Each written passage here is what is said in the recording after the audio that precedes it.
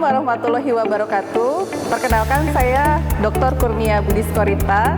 Saya adalah dosen tetap dari Fakultas Ekonomi dan Bisnis Universitas Islam Asy-Syafi'iyah.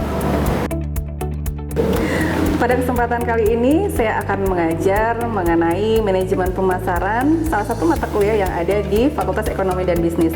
Dan itu juga merupakan mata kuliah yang saya ampu dan merupakan mata kuliah yang memang sesuai dengan bidang dan keahlian saya di bidang manajemen pemasaran.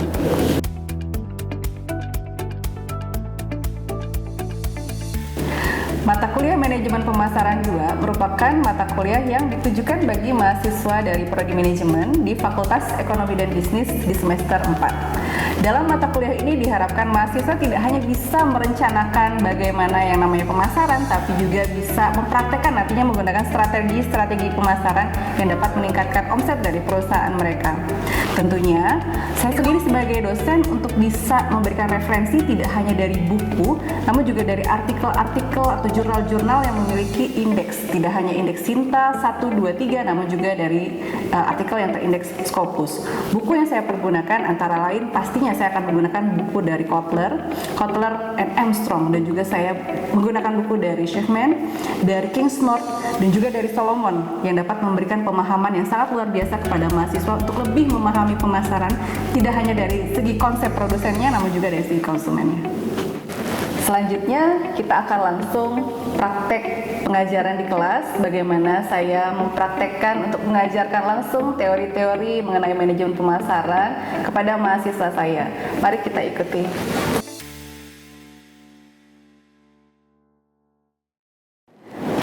Pada mata kuliah kali ini, kita akan membahas mengenai pemasaran abad 21. Tapi dalam satu semester ke depan, sesuai dengan RPS, kita akan membahas mengenai pengembangan strategi dan rencana pemasaran, strategi konten digital marketing, social commerce, menciptakan customer value, satisfaction and loyalty, analisis dari perilaku konsumen, motivasi dan kebutuhan konsumen, juga membangun dari kekuatan merek.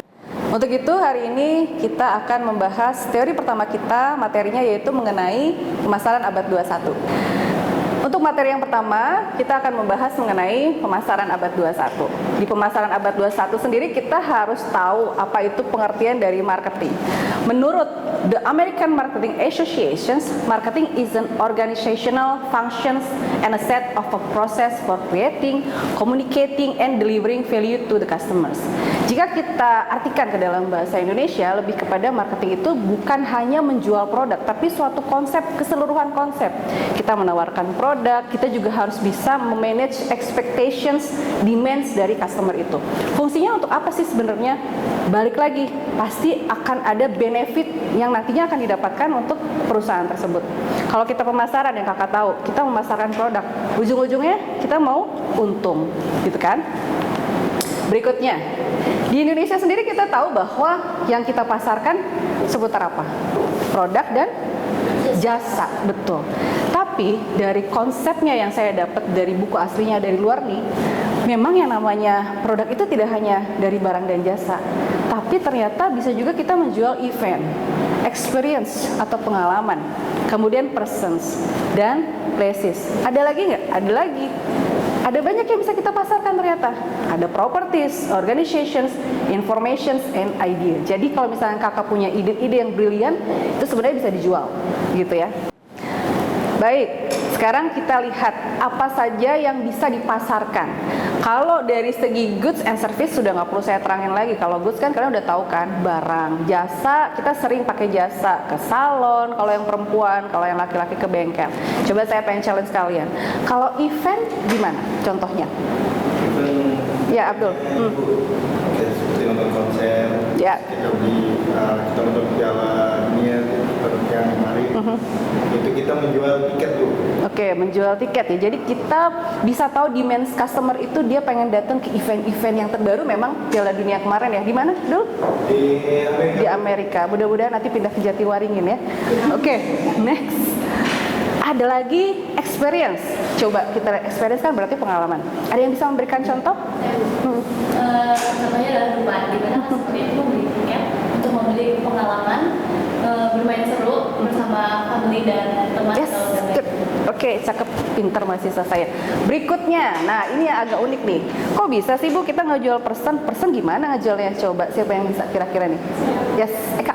Contohnya itu kayak influencer Bu. Jadi influencer itu mengenalkan nama brand-brand supaya dikenal sama masyarakat sehingga tuh masyarakat bisa membeli produk ataupun jasanya.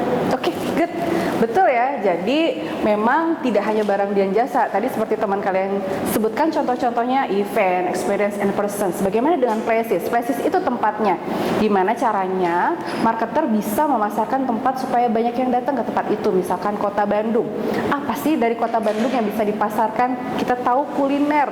Banyak sekali warga-warga dari luar Kota Bandung yang datang ke Kota Bandung hanya untuk menikmati kulinernya saja. Next, ada lagi properties. Properties sudah tahu rumah, tapi dari financial juga ada sebenarnya. Kemudian ada organizations, contohnya universitas. Universitas juga butuh promosi untuk bisa menarik mahasiswa-mahasiswa baru. Informations, ideas, itu juga semuanya bisa untuk dijual. Kalau tadi kita sudah melihat produk apa saja yang dijual di dalam manajemen pemasaran, tidak hanya di Indonesia loh, tapi itu semua di dunia jual itu. Nah, kita lihat lagi, yang memasarkan itu sebenarnya siapa? Kita taunya yang memasarkan kan biasanya sales, tapi sebenarnya di balik itu semua yang membuat konsep itu siapa? Ini, marketer. Marketer adalah seseorang yang memiliki responsible untuk dia bisa memiliki konsep mencari calon-calon customer baru, atau kita bisa sebutnya sebagai call the prospects. Marketer juga bertanggung jawab untuk dia bisa memberikan apa yang customer minta. Kita bisa lihat di situ adalah marketers are responsible for demand management. Apa saja sih 8 demand stage of possible? Ada yang namanya negative demand, non-existing demand, latent demand, declining demand, irregular demand, full demand, overfull demand, and unwholesome demand. Kalau kita lihat dari namanya negatif, ada sebenarnya customer yang tidak menyukai produk. Gimana caranya biar customer itu suka sama produk kita? Ada cara dan strateginya. Kalau misalkan ada tipe customer yang dia nggak suka datang ke resto tapi berisik, dia pengen private. Caranya gimana? Caranya kita buat ruangan VIP, jadi dia lebih private. Kemudian non-existing demand. Customer tuh nggak tahu produk apa yang dijual sebenarnya. Jadi produk itu ada, tapi customer nggak tahu. Caranya kita promosi. Kemudian latent demand. Customer may share strong need that cannot be satisfied. Jadi produk yang ada saat ini masih belum bisa memuaskan dari sisi customer. Dulu kalian pasti belum pernah tahu yang namanya Gojek kan? Nah, Gojek itu timbul karena adanya ini, latent demand. Kalau dulu namanya ojek pangkalan, tapi sebenarnya ojek pangkalan itu sebenarnya saling nunggu. Si konsumennya nunggu, si tukang ojeknya nunggu. Sampai akhirnya terciptalah si Gojek. Kenapa sih nggak saling dipertemukan dengan sistem? Kemudian ada declining demand. Customer begin to buy the product, tapi lama-lama dia turun. Biasanya kenapa? Bosan. Itulah kenapa kita jadi marketer, kita harus selalu mengetahui dan selalu update apa yang dipengenin sama customer. Kemudian ada irregular demand. Customer beli produknya, tapi momen-momen tertentu aja. Misal apa? Contohnya, kalau misalkan lagi Idul Fitri. Di Idul Fitri biasanya yang dibeli apa sih paling banyak? Nastar. Satu suara ya, semuanya nastar. Oke. Kemudian ada perayaan Imlek. Imlek apa yang paling banyak dibeli? Dodol. Kue keranjang. Kue keranjang itu sebenarnya bisa nggak sih dibeli di luar bulan perayaan Imlek? Ada, bisa. Tapi permintaannya tidak sebanyak pada saat momennya. Itulah yang namanya irregular demand. Full demand. Jadi customer itu sama antara produk dengan permintaan itu tidak ada yang lebih, tidak ada yang kurang. Jadi saling melengkapi. Overfull demand, customer would like to buy the product then can be satisfied. Kalau overfull, dia itu terlalu banyak demand-nya. Jadi kadang-kadang ada produk yang tidak bisa memenuhi permintaan dari customer. Misal kalau misalnya kita lagi mau pulang kampung, perayaan hari raya, itu kadang-kadang kita sering kehabisan apa? Tiket kereta, bahkan kita harus bulan-bulan sebelumnya kita udah harus pesen kan. Unwholesome demand ini yang paling unik sih. Jadi customer itu kadang suka sama produk-produk yang di luar nalar. Maksudnya gini, kalau di Indonesia tuh sebenarnya produk itu nggak boleh ya buat dijual. Let's say kayak misalkan minuman-minuman yang beralkohol. Tapi sebenarnya ada konsumennya karena kan memang di Indonesia juga ada expat ya. Jadi diperbolehkan tapi hanya di wilayah tertentu yang misalkan mendapatkan izin, atau memang ada ketentuan yang berlaku yang hanya misalkan daerah tertentu, kemudian harus ada lagi untuk mereka tidak boleh sembarangan untuk dijual bebas, ada aturannya, harus umur berapa, jadi itu benar-benar sangat strict untuk memperjualbelikan yang namanya unwholesome demand dari customer gitu, karena memang peraturan yang ada di kita itu berbeda dengan peraturan di negaranya gitu ya. Ada gambar, kita lihat ada gambar tentang structure of flows and modern exchange economy. Jadi bagaimana sebuah proses pemasaran itu bisa saling terkait antara resource markets, manufacturer market, government, intermediate market, dan consumer markets. Jadi sebenarnya kelima ini saling berhubungan. Apa sih yang mereka dapatkan dan apa yang mereka berikan? Coba kita lihat, the government market ini tuh pemerintah. Pemerintah memberikan apa? Semua sama ya. Pemerintah memberikan service, kemudian dari resource manufacturer, intermediary and consumer mereka memberikan taxes atau pajak. Mereka saling terkait nih. Resource market itu mereka memberikan resource atau sumber daya ke produsen. Manufacturer di sini produsen. Kemudian produsen memberikan barang yang sudah jadi ke intermediary market atau perantara sebelum akhirnya sampai ke konsumen. Kemudian yang berikutnya simple marketing system. Kalau simple marketing system sebenarnya cuma ada industri atau kita sebutnya adalah a collection seller dan kepada market a collections of buyer. Jadi apa yang industri berikan atau apa yang seller berikan, komunikasi. Dia harus mengkomunikasikan dulu produknya, kemudian setelah mengetahui produknya apa, baru customer tertarik membeli produk tersebut, kemudian diberikanlah produk dan akhirnya terakhir tidak berhenti sampai di situ. Apa yang terjadi? Customer memberikan informasi. Informasi itu biasanya berupa apa sih? Kalau misalkan di online memberikan testimoni, gimana sih produk ini bagus atau enggak gitu. Key customer market adalah market di mana kita memasarkan produk, barang dan jasa kita. Ada 4 di sini. Ada consumer market atau market secara individu. Ada business market. Business market tentunya dari perusahaan ke perusahaan. Kemudian ada global market, kalian tahu ekspor impor kan? Dan juga ada non-profit atau governmental market. Jadi kita juga bisa berbisnis dengan government. Next di sini ada company orientation toward the marketplace. Artinya apa? Jadi ada orientasi dari perusahaan dalam memasarkan produknya. Yang pertama kita bisa lihat ada yang namanya the productions concept. Productions concept di sini consumer will prefer product that are widely available and inexpensive. Artinya gimana? Jadi customer mencari produknya itu yang gampang untuk diraih dan juga dari sisi harga tidak terlalu mahal. Tentunya kalau misalkan perusahaan yang memberikan konsep the productions concept, mereka jadinya produksi massal. Dengan produksi massal tentunya biaya produksinya akan semakin lebih murah dan mereka bisa menyebarkan produk-produknya ke berbagai distribusi area. Kemudian ada lagi yang namanya the product concept. Nah, kalau the product concept beda dengan productions. Kalau produk lebih kepada produknya. Produknya harus lebih berkualitas. Tentunya kalau misalnya produk yang berkualitas, ada harga yang harus dibayar di situ.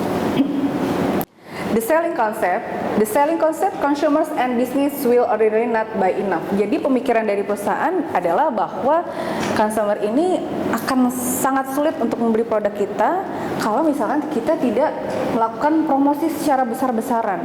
Jadi mereka yang penting barangnya itu terjual habis. Makanya itu adalah konsep dari selling. Ada lagi the marketing concept. The job is not to find the right customer, but kita akan memberikan produk yang sesuai dengan keinginan dari customer itu. Biasanya kalau misalnya kita jual kan yang penting kita punya barang, kita jual ke konsumen. Tapi untuk marketing konsep enggak. Kita harus tahu dulu maunya si konsumen ini apa, maunya calon konsumen kita ini apa. Jadi ada yang namanya strategi apa? Yang pertama segmentation, targeting. Kita harus tahu segmen pasar kita, kemudian kita harus tahu juga target market kita siapa. Yang berikutnya adalah the holistic marketing concept. Kalau ini adalah metode yang kita membuat semuanya menjadi bermakna. Jadi kalau misalkan the holistic marketing, kita tidak hanya melihat dari sisi si marketingnya saja, tapi kita juga bisa melihat dari internalnya, bagaimana jajaran dari marketing department, senior management, dan semua departemen memiliki satu visi dan misi yang sama. Jadi mereka berpikir bahwa memang seluruhnya ini adalah untuk kepentingan dari konsumen, tidak hanya untuk kepentingan dari perusahaan saja. Kita bisa melihat apa sih keinginan dari konsumen, produk apa yang sekarang diminati oleh konsumen. Kemudian berikutnya adalah integrated marketing.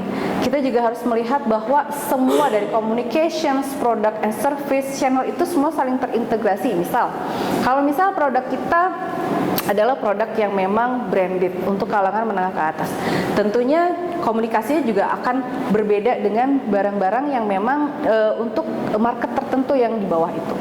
Dan dari segi produknya tentu harus berkualitas. Channelnya untuk distribusi barangnya juga mereka lebih selektif tentunya.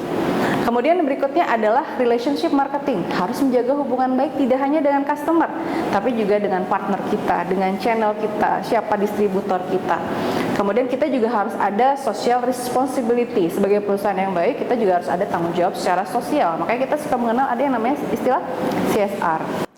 Salah satu strategi dalam manajemen pemasaran yang paling basic, saya bisa bilang di sini paling basic karena memang ini adalah dasar dari strategi pemasaran itu sendiri. Pertama, Kotler bilang bahwa strategi pemasaran itu 4P. 4P biasanya untuk produk. Jadi ada product, price, place, and promotions. Ternyata ditambahin lagi nih sama Kotler, tambahin lagi deh kayaknya karena nggak cukup kalau untuk pemasaran jasa. Pemasaran jasa harus nambah apa? Harus nambah people, process, and physical environment. Saya jelasin satu-satu ya. Produk, tentunya ada barangnya, barang apa sih yang mau dijual ke customer. Kemudian price itu kita harus disesuaikan dengan segmentasi. Segmentasi kita siapa? Segmentasi itu kalau Kotler ada 4. Salah satunya dari demografi. Demografi kita bisa pilih mahasiswa misalkan. Mahasiswa yang bagaimana? Mahasiswa yang berada misalkan dari segi geografinya yang berada di daerah Jatiwaringin gitu. Kemudian kalau place, bagaimana caranya supaya barang itu bisa nyampe ke customer? Tentunya harus ada tempat yang bisa menjangkau konsumen itu bisa membeli barang itu place. Ada promotions. Kalau misalkan produk kita produk yang baru, apalagi kalian baru launching, biasanya kan butuh apa? Butuh promotion. Promotionnya bisa lewat apapun, tidak hanya lewat word apa sih namanya yang namanya kita kalau misalkan kamu tahu nggak ada kafe bagus. Nah itu tuh sebenarnya salah satu bentuk promosi yang paling murah. Apa coba namanya? Word of mouth marketing. Ya, tapi kalau misalnya secara elektronik nih, misalkan secara elektronik kamu foto tempatnya, terus kamu share di sosmed kamu, di situ kamu bilang ini tempatnya bagus banget. Itu namanya EWOM, electronic word of mouth. Itu paling banyak diminati oleh perusahaan. Karena apa? Karena nggak ngeluarin biaya sama sekali gitu. Tapi sekarang juga kalian bisa menggunakan promotions lewat sosial media juga bisa. Itu namanya digital marketing. Next, tambahannya apa lagi sih kata Kotler? Tambahannya 3P. Ada yang namanya people. People ini adalah orang-orang yang membantu customer itu pada saat mereka datang ke tempatnya, mereka bisa melayani, men-serve customer untuk bisa mendapatkan produknya. And then kita ada lagi proses bagaimana akhirnya customer bisa mendapatkan produk itu. Proses tentunya harus dibuat sedemikian rupa agar customer itu merasa happy pada saat dia memesan sampai dia mendapatkan produknya. Yang berikutnya adalah physical environment. Kalau physical environment lebih kepada tempat tapi dia lebih spesifik masuk ke dalamnya lagi. Jadi kalian bikin konsepnya itu disesuaikan dengan target. Misalkan target market kalian siapa? Mahasiswa. Mahasiswa itu kalau misalnya datang ke suatu tempat, dia tidak hanya melihat bahwa tempat itu bagus dan nyaman, tapi gimana caranya biar dia bisa selalu eksis di sosmed media mereka dengan cara kita harus merancang tempatnya itu instagramable. Tempatnya juga konsepnya harus menarik. Nah, itu balik lagi tergantung siapa target market kita.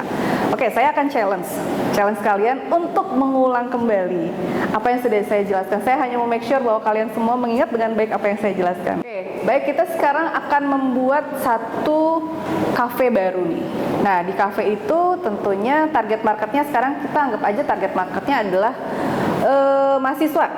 mahasiswa kadang-kadang kan sekarang kalau misalkan lagi pening banget kan self rewardnya ke cafe. Nah, gimana nih kalau misalnya kita lihat dari sisi strategi marketing mixnya, kita lihat marketing mix 4P deh. Kira-kira dari cafe, coffee shops yang kita punya itu dari segi strategi marketing mix 4P-nya yang seperti apa sih? Ada yang mau coba? Oke, silakan Rama. Oke, dari pertama itu produk ya. Produk kita membuat coffee shop, pastinya ada kopi. Kita produknya itu kopi. Terus yang kedua itu dari price, itu harganya kan. Karena kita itu bisa mentargetkan untuk mahasiswa, jadi harganya itu yang harus ramah di kantong mahasiswa. mahasiswa Betul, yang lebih oke. murah-murah. Benar. Kemudian yang ketiga itu place, tempatnya itu kalau mahasiswa biasanya kan yang nyari dekat-dekat kampus nih biar bisa bolak-balik atau misalnya apa gitu. Kemudian ada promotion. Nah sekarang kan sosial media itu banyak dipakai oleh mahasiswa ataupun anak-anak muda lah. Jadi mahasiswa itu pastinya tahu ngikutin tren. Jadi Yes. kita bisa promosi di sosial media itu. Kira-kira nih, sosial media apa yang menurut kamu lagi booming sekarang yang kira-kira bisa kita take the promotions on sosial media itu? Kalau itu pastinya paling TikTok. Oke. TikTok. Karena dengan viral di TikTok pasti banyak yang Oke, FYP ya. Jadi dengan FYP nama kafe kita naik ya. Oke, good Rahma, thank you. Next, kita tadi sudah dengar penjelasan dari rekan kalian mengenai strategi marketing mix 4P, product, price, place, and promotions. Nah, untuk coffee shop sendiri bagaimana dengan strategi dari people, process, and physical environment? Ada yang mau menjelaskan? Oke, Bilal, silakan. Yang kelima ada people, yaitu orang yang membantu di coffee shop tersebut. Contohnya bisa waiters mungkin ya.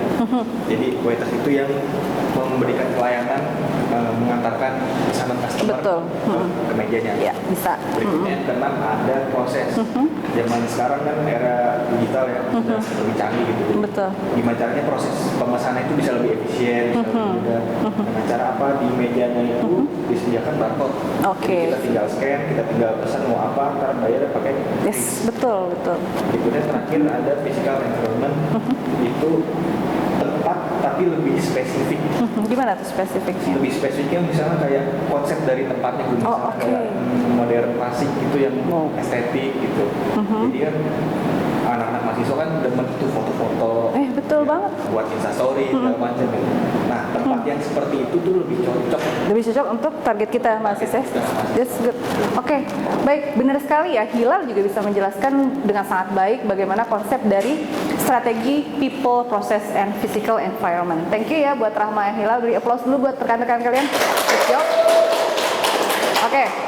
Baik, jadi dari pembahasan materi kita hari ini kita sudah bisa mendapatkan ilmu yang sangat bermanfaat tentang manajemen pemasaran. Dimulai kita tahu dari konsep dasarnya itu sendiri, marketing itu apa, kemudian marketer itu siapa, produk-produk apa saja yang bisa dipasarkan, kemudian konsepnya seperti apa, dan yang terakhir tadi tentang strategi marketing mix berapa?